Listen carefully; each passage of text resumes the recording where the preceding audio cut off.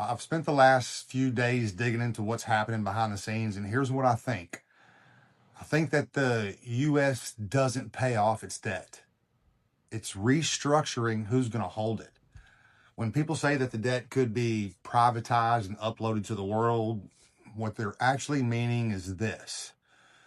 Instead of the burden sitting mainly inside U.S. systems like the Federal Reserve, government balance sheets, etc., it gets spread across global investors, institutions, and even foreign governments.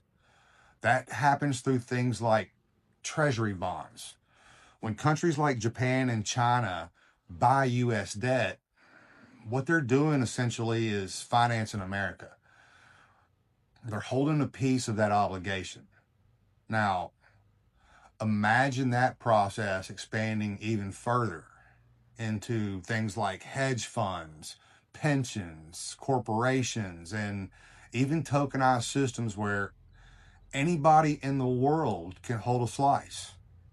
That debt doesn't disappear, it gets distributed so widely that the pressure on any one entity is freaking drastically reduced. Now, you can even take that a step further. In a more modern system, this upload could look like digitizing debt into global financial rails. Think tokenized treasuries, stable coins, and blockchain based settlement layers. Instead of just governments buying debt, the entire world has become the buyer.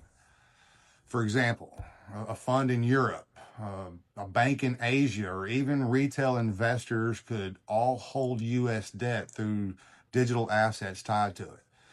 That's how you turn a national burden into a globally shared system.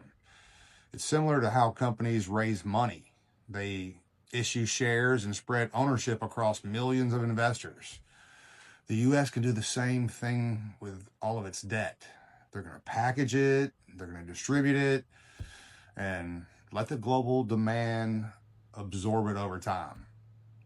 The key idea here is the system doesn't collapse under its own weight. It evolves by spreading the weight across the entire world. It truly looks like this is the play.